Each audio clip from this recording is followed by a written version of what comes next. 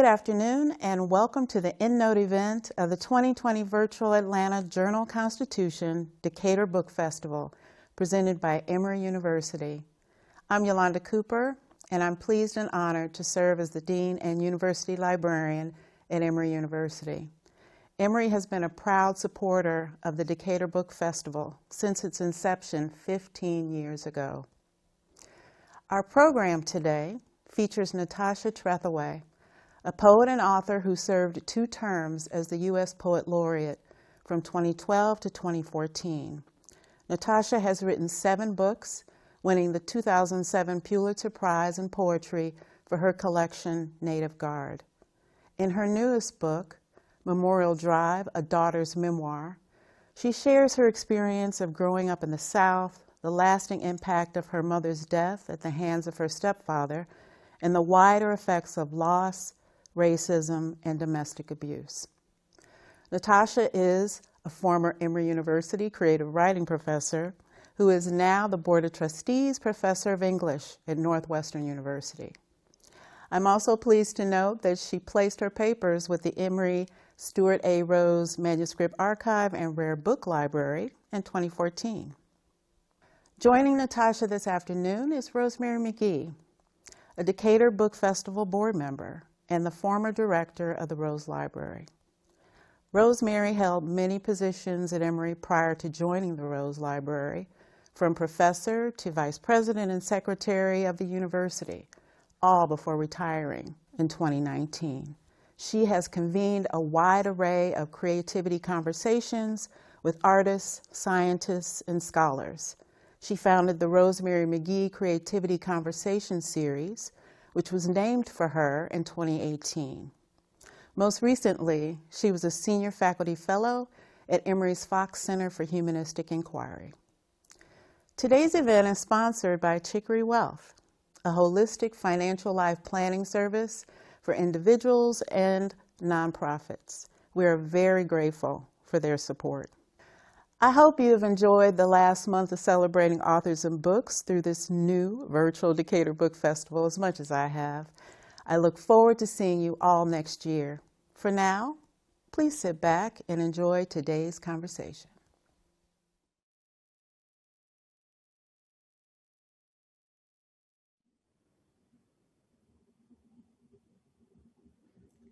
Good afternoon. Welcome, everyone.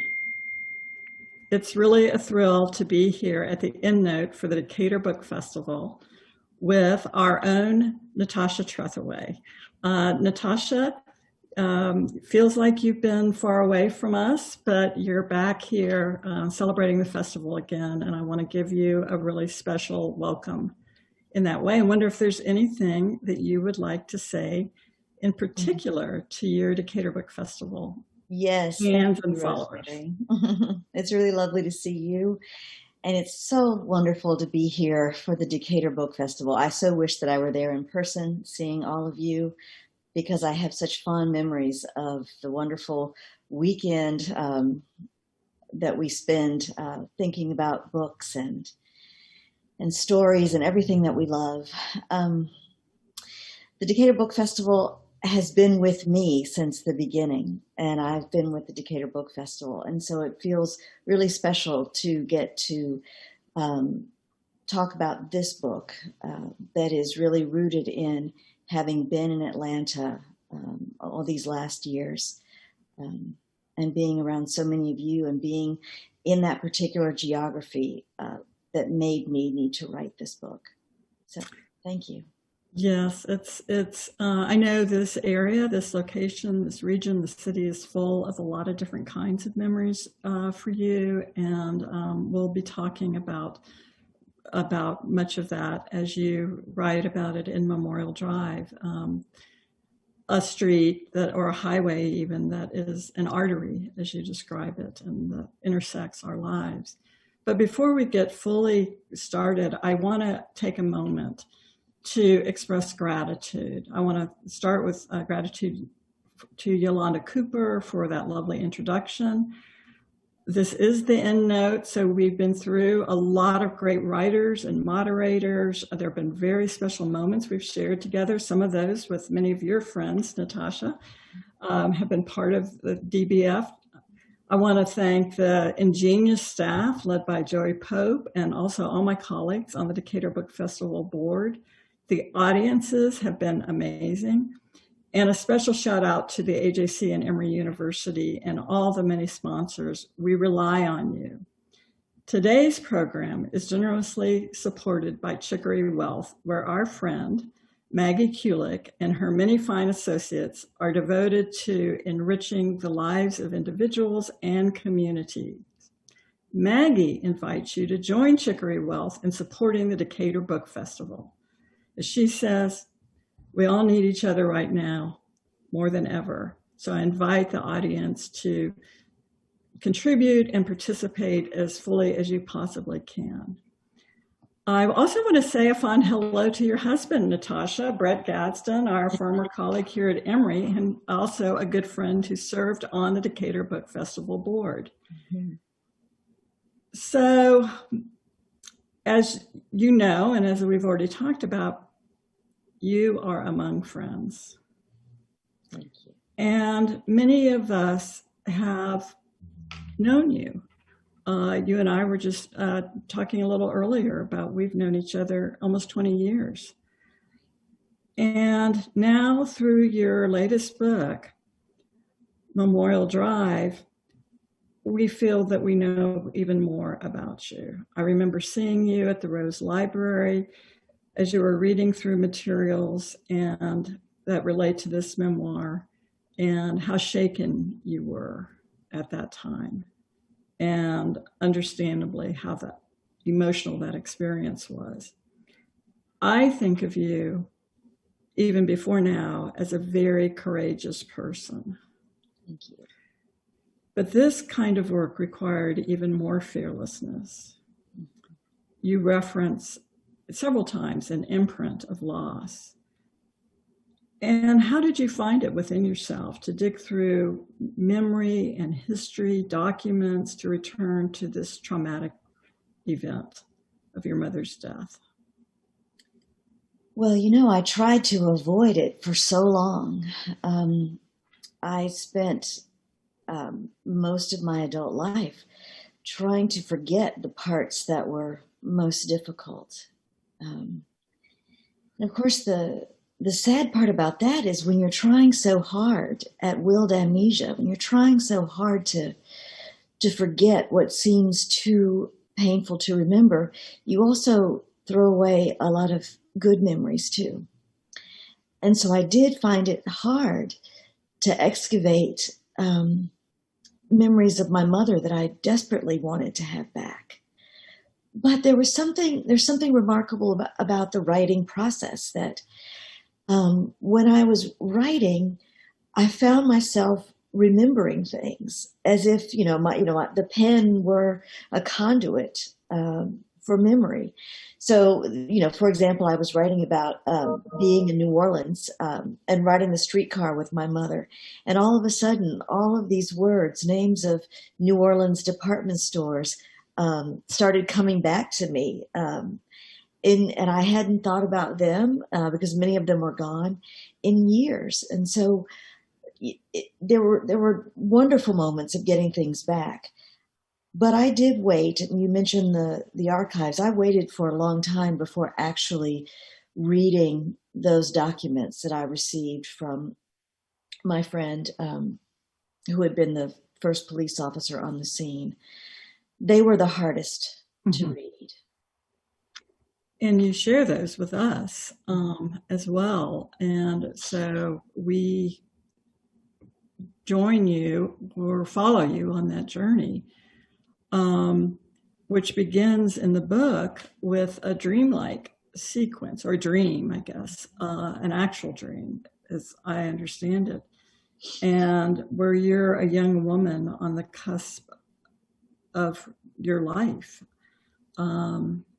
And, looking back into that moment, and your mother asks you a question in the dream. And Well, instead of referencing that, I wonder if you want to read from that Oh, early yes. session. Let me read the dream. This is the opening of the book. Right.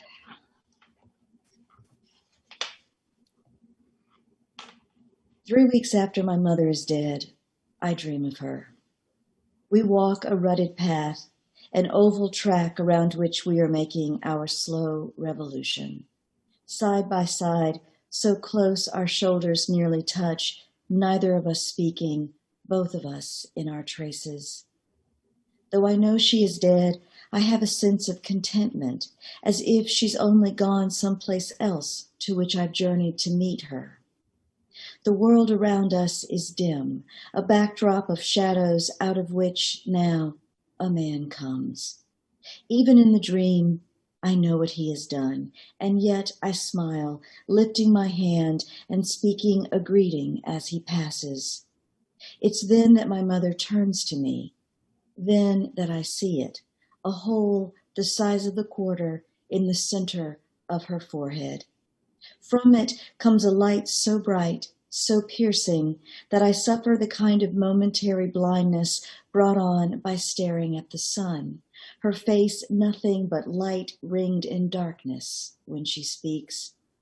Do you know what it means to have a wound that never heals? I know I am not meant to answer, and so we walk on as before, rounding the path until we meet him again. This time, he's come to finish what he started. Holding a gun, he is aiming at her head. This time, I think I can save her. Is it enough to throw myself in the bullet's path, shout no? I wake to that single word, my own voice wrenching me from sleep. But it's my mother's voice that remains, her last question to me. Do you know what it means to have a wound that never heals? A refrain.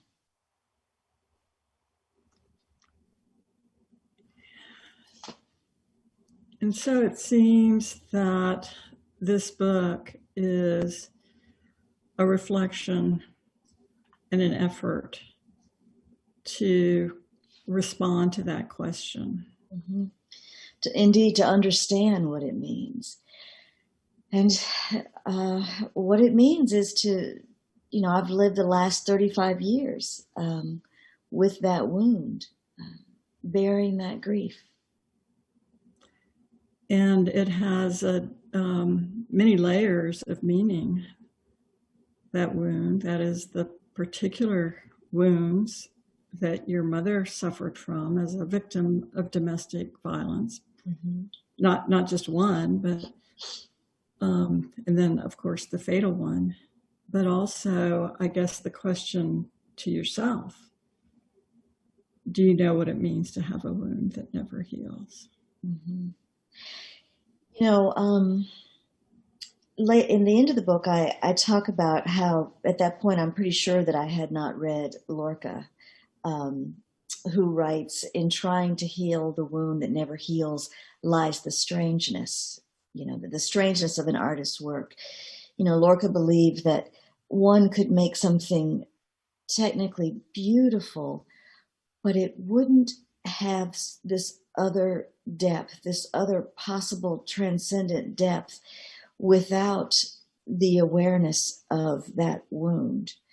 And so I'm pretty sure I hadn't read that, and yet this is what I was articulating to myself, in my mother's voice in a dream.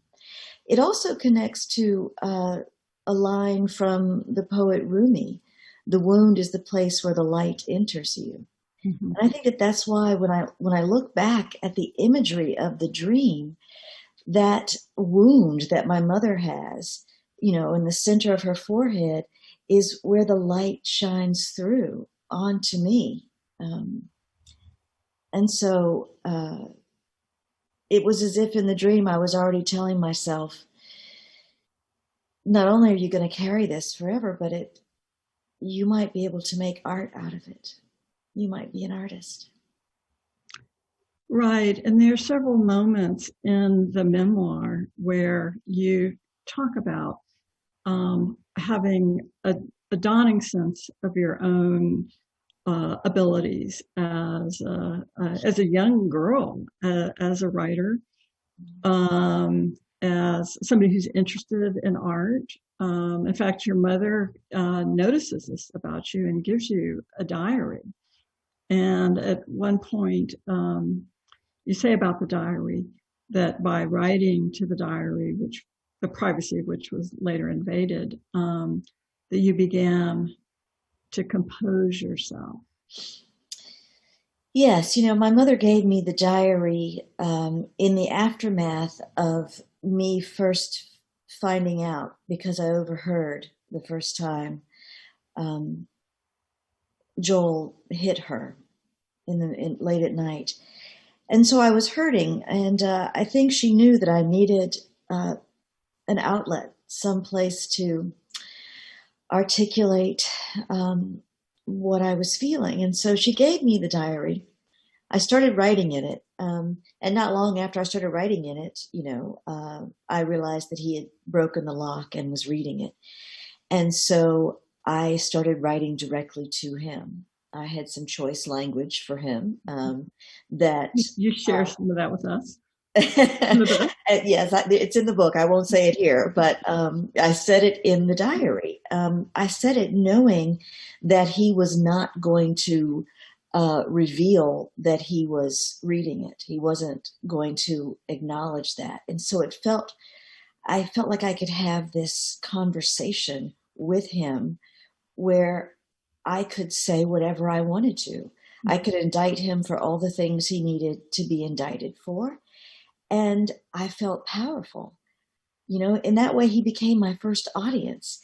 And there was such power in being able to talk back, to push back against this person, but also to do it in words and writing. And so it really did give me, as I say, this profound sense of selfhood, that I was taking control, at least in language that I didn't have in my everyday life. And you actually, I can't remember the exact word, but you actually refer to that kind of pushback and rebellion that you're, this is, kind of one of your first statements of, I'm not going to be pushed around this way. And there's also another interesting thing that happens there where you move in and out of the second person and the first person, in reference to yourself. Well, so the chapter that precedes the diary chapter is a chapter called And it is the only chapter in the book that is written in the second person. It begins, "You remember even though you don't want to." And that is really about, even now, the difficulty of having to acknowledge that I was the little girl to whom terrible things happened. And so it was still a formal mechanism of distance to be able to talk to you as if the you is different than me.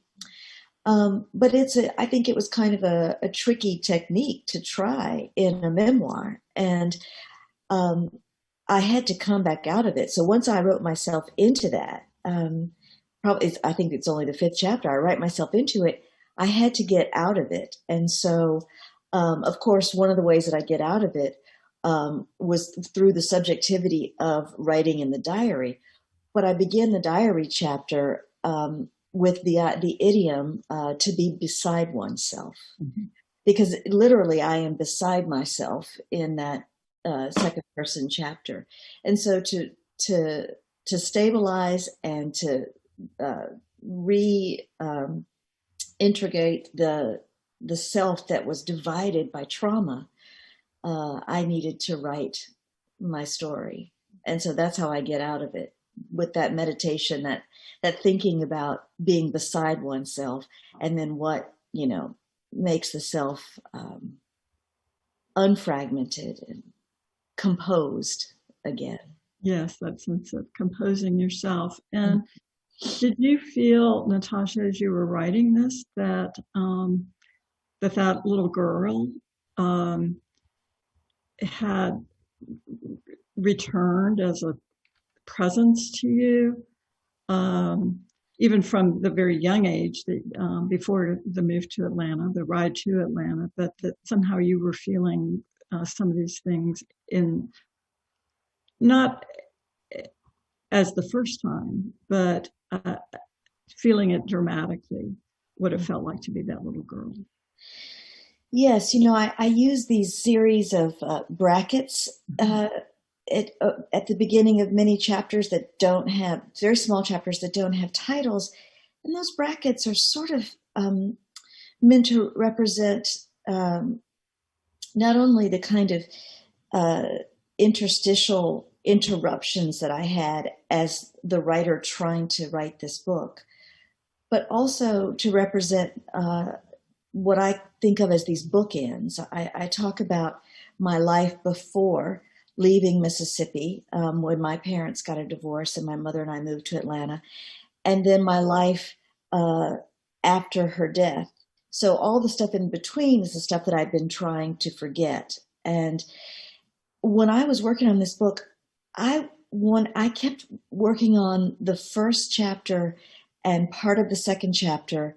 I think the first chapter is probably the longest chapter that I wrote, because I didn't want to leave it, because it really is my early childhood with my mother and my father and my grandmother and extended family in Mississippi, where I was just so happy. I've always had that little girl with me. The things I write about in domestic work, my very first book, really are from that time period, my grandmother and that time period of my life. But the girl that I was in those intervening 12 years in Atlanta after my mother met and married Joel, the years that I wanted to forget, that girl was harder for me to go back and reclaim. And one of the ways that, I do that is with this, this memory of the morning after her death, going to the apartment to get some clothes for her to be buried in, and there being a news crew there who films us as we walk up.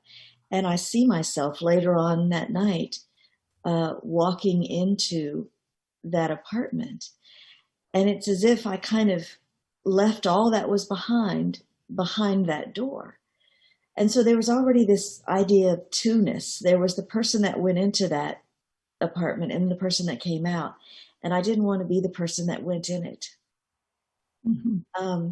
But, as I said earlier, things come back to you in the process of writing. And I was actually very happy to remember my childhood self that memorized the Gettysburg Address and recited it, over the graves of Confederate soldiers near my house. I liked remembering that girl that I was. And you're always, but to remember her means to bring back a lot of her memories too. So, and you're always, it's clear, very interested in literature, and you do well in school. You want to please your mother. That's very, very important to you. And that comes out. And one of the things that I found among the hardest parts in thinking about and reading about the memoir and thinking about you as well is the sense of guilt and responsibility that haunts you for things that were done that, clearly were completely out of your control. So you've mixed this sense of responsibility, it's mixed up with your grief, and there are a lot of secrets. There are secrets that are things told and not told, both your mother or your parents and you as well. And you're plagued by this question, why didn't I tell? And yet you do try to tell. You do talk to the fifth grade teacher. Yeah. And, what happens in the home stays in the home, I guess. And then also, I was very touched that I believe you say something to your mother, something like, do you know how when you love someone and you know they're hurting, it hurts you too? So for, a 10 or 11-year-old child, you do reach out. Yeah.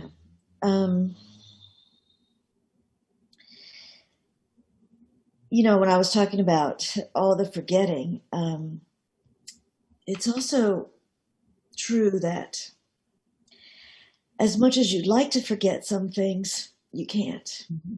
And so that is a scene that has stayed with me. And I think that, anytime for the longest time, I didn't write directly about some of these things in poetry. I wrote about my grief, but not exactly how I came to lose my mother. But there are images that I think that I have returned to again and again that come from this part of my life that I wasn't yet able to approach directly. So, for example, in Native Guard, there's a poem about various symbols, and there's a moment in the poem that I asked this question about what did my mother mean this day. Sorry, I'm not explaining this very well. There was a moment that I went into my grandmother's house. My mother was sitting on the bed changing my brother's diaper, and I was eating some candy. And I walked in, and because she was seated and I was standing, I was taller than her. And she wanted some candy. And so all she did was look up at me like this and let her mouth fall open. And I placed the candy right there on her tongue, sort of like the way you put you take the wafer in communion in church. But there's something about my mother sitting there, smaller than me, her mouth falling open and accepting that wafer, that still wounds me when I think about it. But it was the exact same position that we were in the day that I tried to tell her that I knew. She was sitting on the bed, and she had a wound on her head. And that's when I went in there to tell her. And her mouth opens as if she's about to say something. But she doesn't. But the image repeats in the poem as an act of communion somehow.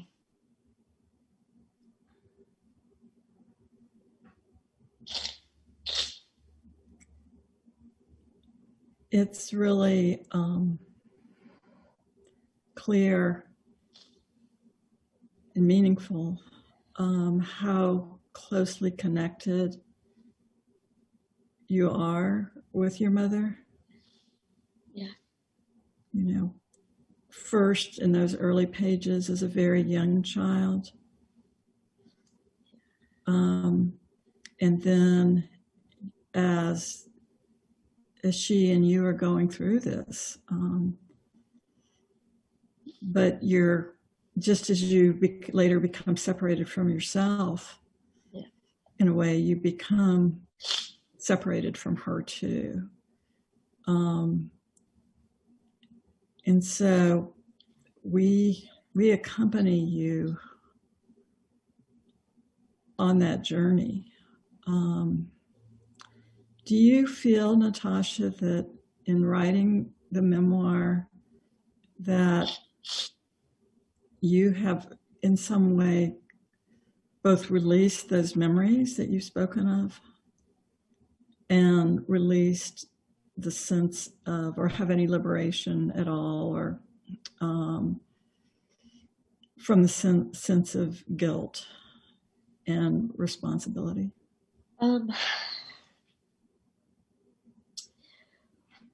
Well, I think I understand things more than I did. It took me many, many years to realize the different ways that feeling of responsibility, of guilt was manifesting. So, for example, the dream sequence that I read to you at the beginning, I returned to it at the end of Memorial Drive because by then, and this is a process of 30 years that it took me to sort of understand this, but I described the place that my mother and I are walking together in the dream as like an oval track because we're making a revolution around this track where we encounter him. It took me until really sort of writing this book and thinking about the ways that images return as symbols in my life to remember that right after my mother and I tried to escape, she with my brother going to a shelter for battered women, and I to a friend's house. That week, I had a football game. I was a high school cheerleader, and the football game was at Panthersville Stadium, and he knew where to find me. And he comes to the game, and I am down there on the track, which is where the cheerleaders stand. And I'm on the track with the rest of the cheerleaders. And when he comes down and sits right in front of me, I can't ignore him anymore. And so I wave at him and speak a greeting. And later on, he tells a psychiatrist that he had come with the intention of shooting me right then and there to punish my mother, but that he didn't do it because I smiled at him and waved and spoke a greeting. So inadvertently, somehow I saved my own life, but it felt to me like I was trading it for hers, because if he had shot me right there on the track, then he would have been arrested for my murder and not hers. And so I think that without even being consciously aware of it, that I've carried that grief with me, that burden of responsibility. And that's why I think in the dream we're on a track, and that's why he comes toward us in the dream and I speak to him. But then I'm given that second chance and I throw myself in front of him the second time. But it's only a dream. Well, it's a dream that is propelling you forward to tell this story. And you do write towards the end, you talk about the power of stories and metaphors and visual effects, visions, as well as having a kind of healing effect. And that transformational power that stories can have and that metaphors can bring. And I'm wondering how it's felt to you in both the process of writing the book, publishing the book, and now speaking very openly about many of these secrets that have haunted you. Do you feel that that is also a healing process? Well, that's a good question. The thing is, the wound never heals. And I think many readers, many people have hoped for me that this is some kind of healing. What I want to say is that, the making of art is a generative process. So even if you're making it out of just the most devastating thing, I am happiest when I'm an artist, when I'm making something. And so the other realization that I came to in writing this book, my friend, poet Deborah Paradis asked me this question. I visited Cantamundo, the creative writing retreat for Latinx writers.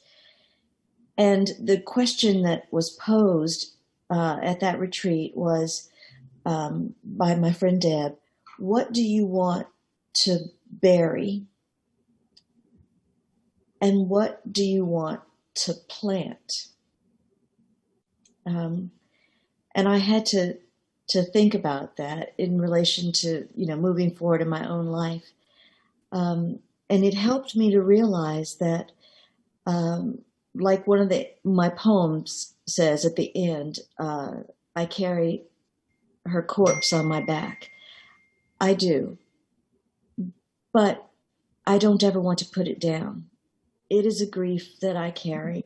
And I don't want to put it down. But at the same time, I have the seed of my living mother planted in my heart. And that grows and grows. Mm-hmm. So I carry her corpse on my back and the living seed of her in my heart. Mm-hmm. If that's healing, that's what I have.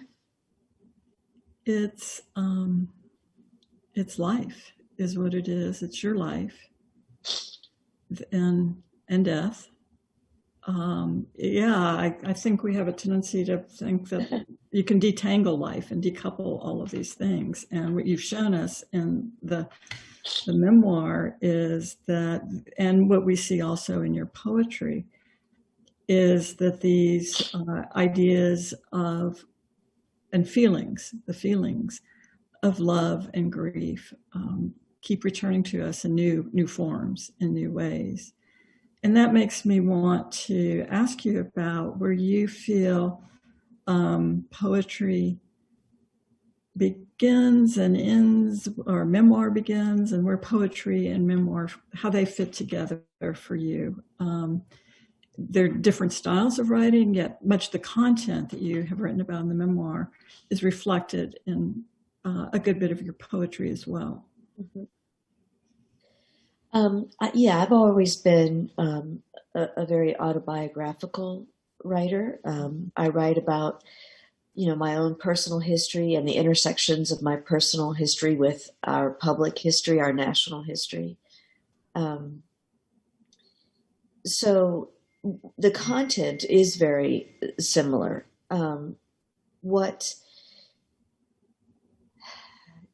But prose writing allows for a little bit more space. Even as I was writing this memoir, however, I was thinking of it in the way that I think of poems. It felt in many ways to me like a long poem.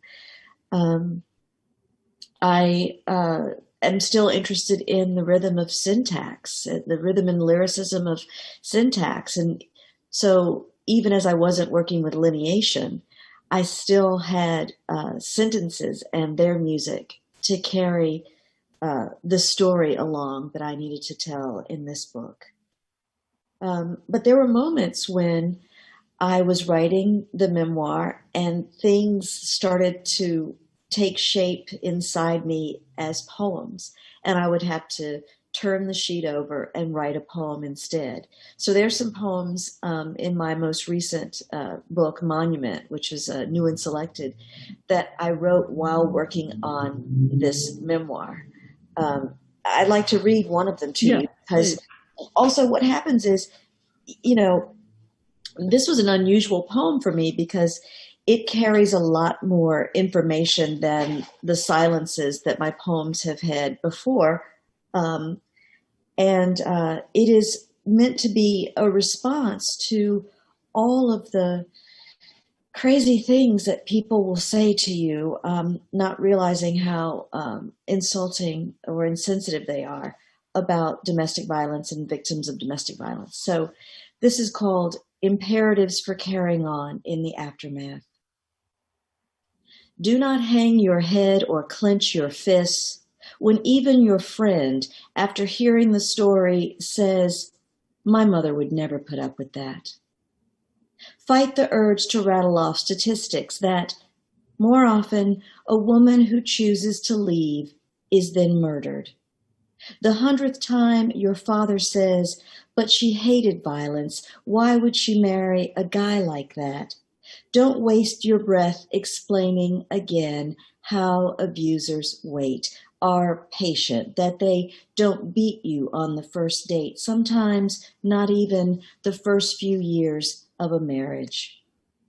Keep an impassive face whenever you hear "Stand by your man," and let go your rage when you recall those words or advice given your mother.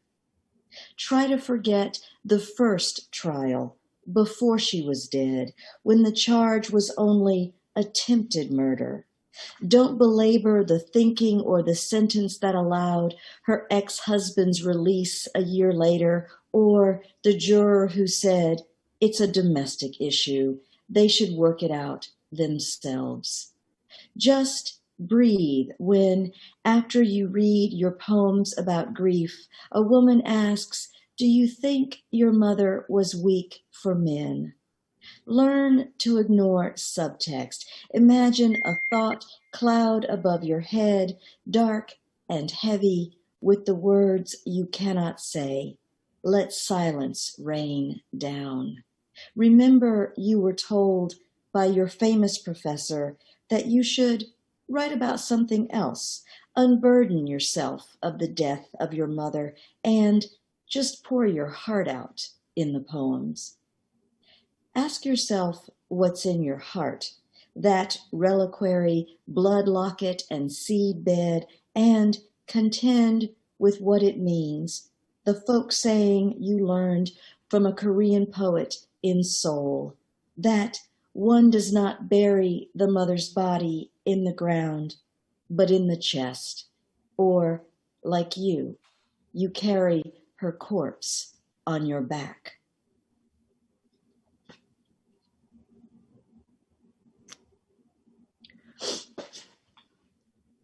So the corpse, you said, is on your back, and you say also that the seed of your mother's life is in your heart or with you. That's why I use that epigraph from John Banville's The Sea. The past beats inside me like a second heart. Mm-hmm. Yes, those two hearts being very, very closely connected, which we see in the poetry and also in the memoir. Natasha, I just want to say to our listeners and our viewers that you've been reading from Monument, that poem, and that and also Memorial Drive are both available to those who are listening through Kira's books. And I hope people will do what I've done and immerse themselves in these works. It's been a real sense of my own journey in understanding your secrets that you're now sharing with us. And we do have a number of questions from those of us, the Decatur Book Festival attendees, and I want to give some time to those as well. Sure. So here's one of them. Until the age of 17 years or so, you and your grandmother thought your biological half-brother Joel was your stepbrother. Mm-hmm. This was surprising, yet not surprising.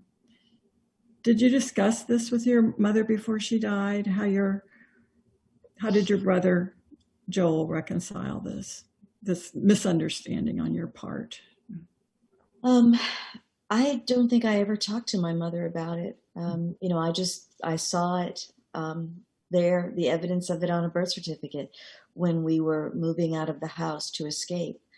And I think sometime after my mother's death, when my brother was much older, I actually told him about, how I had thought that all of those years. Mm-hmm. What was his response? I don't know. I think perhaps he was surprised that, that I had thought that, but I don't recall. Right. Well, that is a very poignant moment in the memoir. Mm-hmm. We have another question from a teacher. She says, I'm a teacher, or this person says, I'm a teacher, and so many of my students are dealing with their own personal trauma, some recent, which we all understand, some in their past. How do you support your own students writing about their trauma in a way that doesn't break them or is breaking part of the process.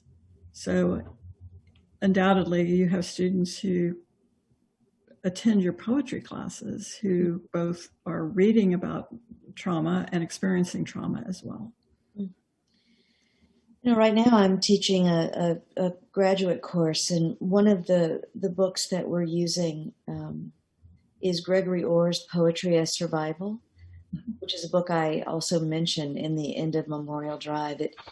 I find that no matter how many times I read it, it really helps me to be in touch with what it means to try to write about difficult things, to write about trauma. For the students who are ready, I do ask them to face it if they're ready to do so. I think sometimes people spend years writing toward it. I think I've been writing toward examining my own trauma in this way. So it's a process. I think I actually share my own story with my students. So I think that they know that I have an intimate connection to trauma and difficult knowledge that I think allows them to feel safe, I hope, in trying to write about their own. I think you have to be willing to do the kind of work you're asking them to do. Right. Well, I'm sure as they read your work, becomes very clear to them that's something that you have been working with and through and around for most of your life as a poet. I mean, I think I always approach my classes like this because you never know what someone is carrying. Right. You never know. You don't know what's on their back. Right. So we have another question that relates to this as well, and that is, what role has forgiveness played in your life, and how has self-forgiveness come to you? I don't know that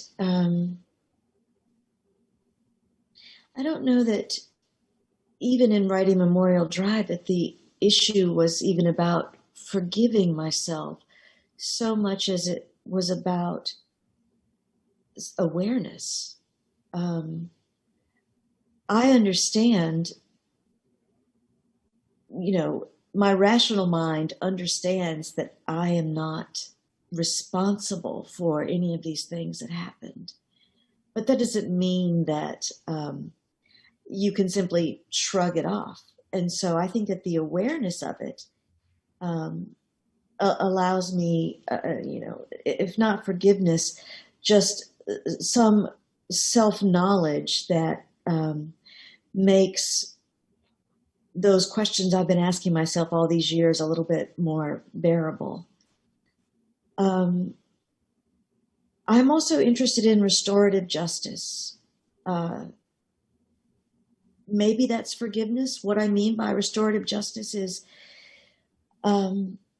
when I think about Joel, when I think about the man who murdered my mother, I remind myself that he was a child once, that he was an innocent before the world, before something happened to him, and the world so transfigured his soul, disfigured it, that could make him do a thing like that.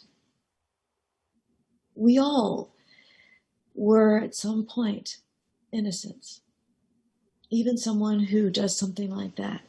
And so I think it's an act of restorative justice to remember his humanity. I don't have to forgive him. I just need to be aware of his humanity in its fullest form. The idea of restorative justice also reaches beyond that of our personal experiences into our cultural milieu. And one of the questions says, thank you for the honesty about domestic abuse. The title Memorial Drive is significant to another theme in the book, our racist past. Will you elaborate on that a bit? And for those of us who are so familiar with this terrain here in Atlanta, Memorial Drive is a part of our lives, and it also leads past into a specific monument. Mm-hmm. Right. So Memorial Drive ends at the base of Stone Mountain, our largest monument to the Confederacy, a monument to the lost cause and white supremacy, and an attempt to destroy the Union in order to maintain slavery and white supremacy. And for me, the title is obviously both literal and figurative. Because literally my mother died on Memorial Drive in the shadow of Stone Mountain. And there's the feeling of this giant monument, this giant memory, what is inscribed on the landscape for us to remember versus what is erased or forgotten. When you put a monument up like that, what it says is, this is the history of this place, and this is the only history that matters. And it is already erasing the history of the nearly 200,000 African Americans who fought in the Civil War to preserve the Union for their own freedom and to advance this country a little bit closer to its founding ideals. Just think of the difference for me and all of you if you had grown up knowing instead that proud history of our shared history of Americans by having monuments to the Black Union soldiers who helped to save us. Imagine that. And the thing about the particular monument at Stone Mountain is that unlike other monuments that have been torn down, some here in Decatur and nearby, that one at Stone Mountain is just built into the landscape. Mm-hmm. And so that is what overshadowed you in your life and our lives, mm-hmm. our lives collectively. Mm-hmm. We have one or two other questions. One is some comments, how you approach writing about others you love dearly or others you possibly loathe without breaching a privacy. Their privacy, I guess, or privacy that did not belong only to you. So you'll notice, for example, that this book is a daughter's memoir, mm-hmm. and it is about me and my relationship to my mother as her daughter, and her story. Pretty much all of the family members that even make an appearance in the book are all dead. The things that I write about are in the public record also too. So if you mean sort of privacy of a murderer, for example, I don't have to tell you that he did that because he was convicted of it. So there is actually a record. So that's, I think, not so much about privacy because it's in the public record.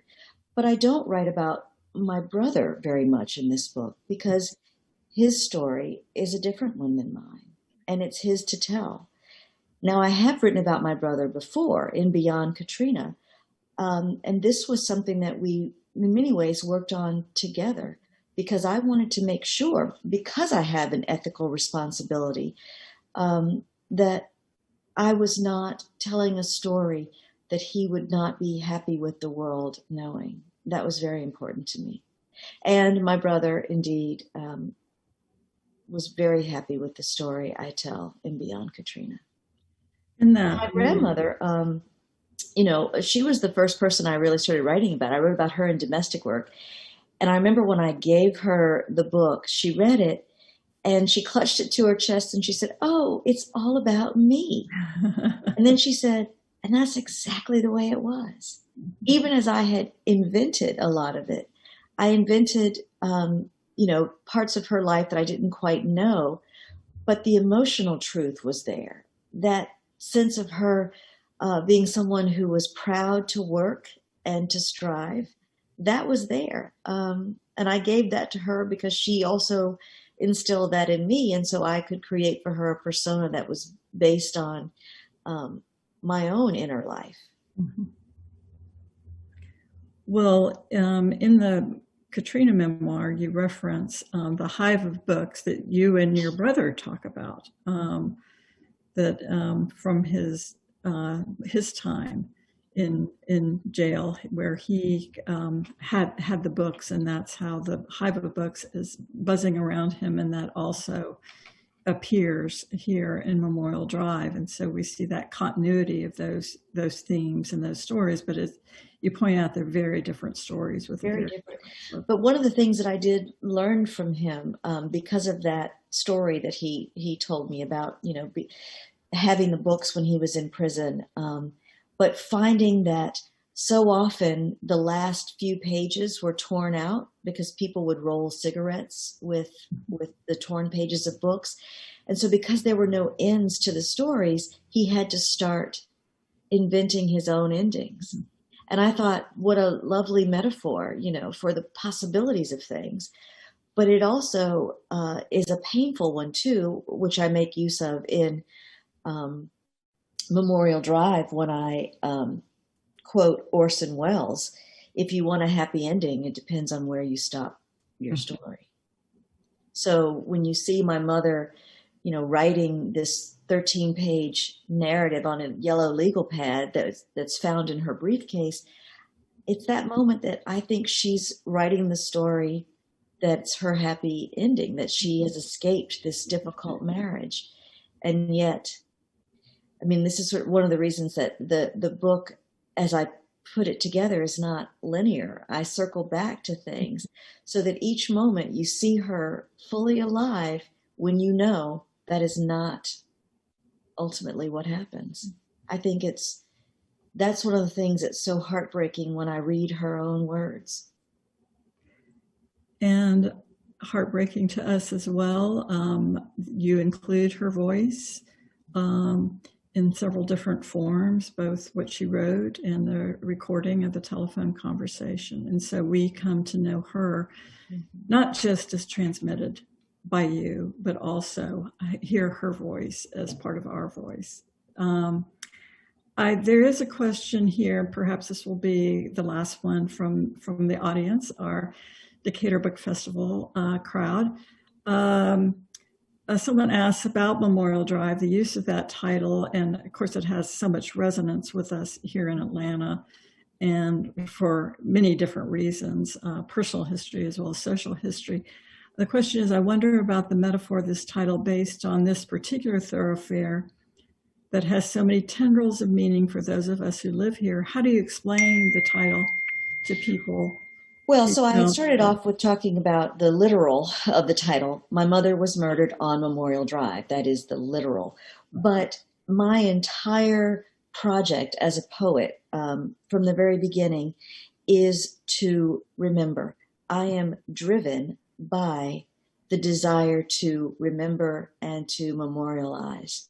And so this book is actually attempting to explain even how I came to be someone so driven by the desire to inscribe and to remember. And so that it intersects.